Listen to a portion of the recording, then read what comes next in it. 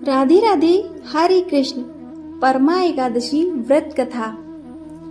अर्जुन ने कहा, हे कमल नयन, आपने शुक्ल पक्ष की एकादशी का विस्तार पूर्वक वर्णन कर मुझे सुनाया, अतः अब आप कृपा करके मुझे अधिक मास के कृष्ण पक्ष की एकादशी का क्या नाम है, इसमें किस देवता का पूजन किया जाता है तथा इसके व्रत से किस फल की प्राप्ति होती है तथा इसकी विधि क्या है, इन सब के बारे में बताइए।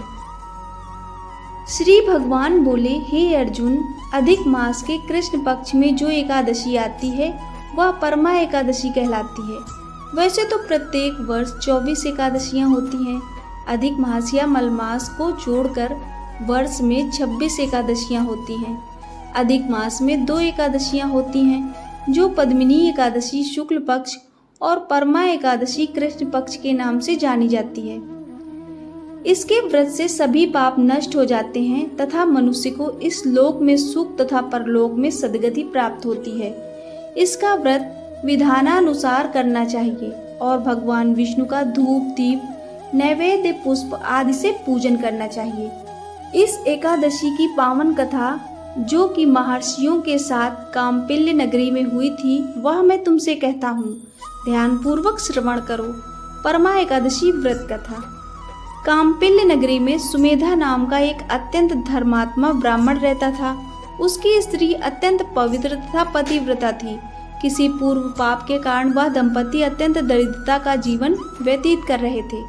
ब्राह्मण को भिक्षा मांगने पर भी भिक्षा नहीं मिलती थी। उस ब्राह्मण की पत्नी वस्त्रों से रहित होते हुए भी अपने पति की सेवा करती थी तथा अतिथि को अन्न देकर स्वयं भूखी रह जाती थी और पति से कभी किसी वस्तु की मांग नहीं करती थी। दोनों पति पत्नी घोर निर्धनता का जीवन व्यतीत कर रहे थे। एक दिन ब्राह्मण अपनी स्त्री से बोला, हे प्रिय, जब मैं धनवानों से धन की याचना करता हूँ तो वह मुझे मना कर देते हैं। गृहस्थी धन के बिना नहीं चलती, इसलिए यदि तुम्हारी सहमति हो तो मैं परदेश जाकर कुछ काम करूं, क्योंकि विद्वानों ने कर्म की प्रशंसा की है। ब्राह्मण की पत्नी ने विनीत भाव से कहा, हे स्वामी, मैं आपकी दासी हूँ। पति अच्छा और बुरा जो भी कुछ भी कहे, पत्नी को वही करना चाहिए। मनुष्य को पूर्व जन्म में किए कर्मों का फल मिलता है।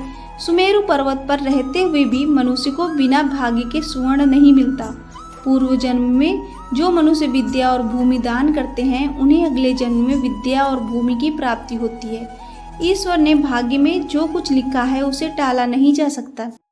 यदि कोई मनुष्य दान नहीं करता तो प्रभु उसे केवल अन्न ही देते हैं। इसलिए आपको इसी स्थान पर रहना चाहिए, क्योंकि मैं आपका विक्षोभ नहीं सह सकती।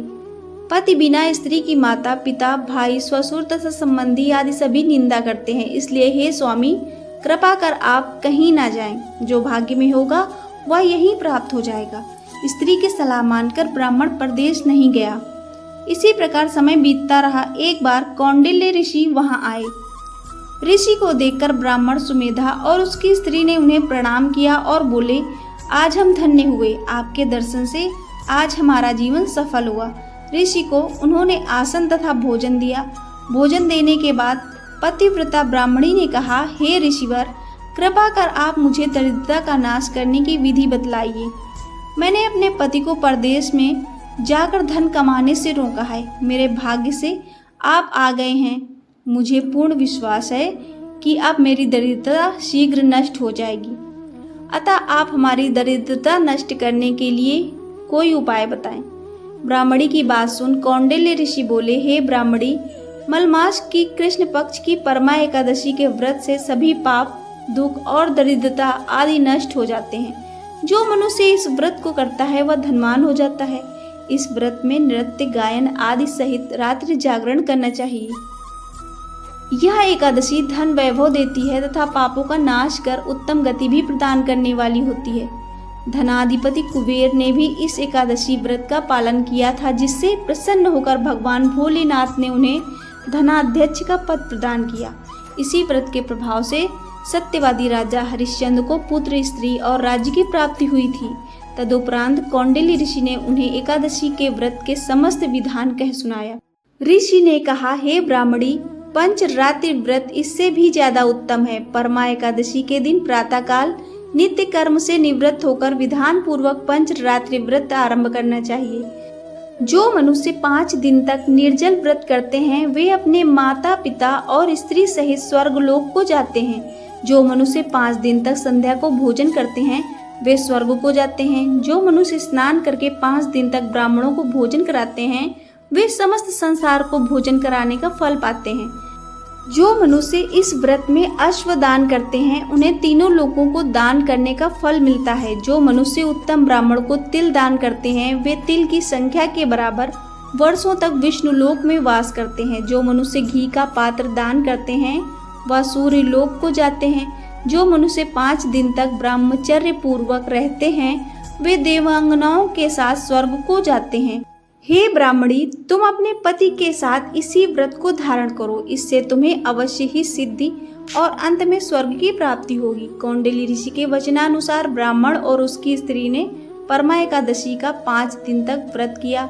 व्रत पूर्ण होने पर ब्राह्मण की स्त्री ने एक राजकुमार को अपने यहाँ आते देखा। राजकुमार ने ब्रह्मा जी की प्रेरणा से एक उत्तम घर जो कि सब वस्तुओं से परिपूर्ण था उन्हें रहने के लिए दिया।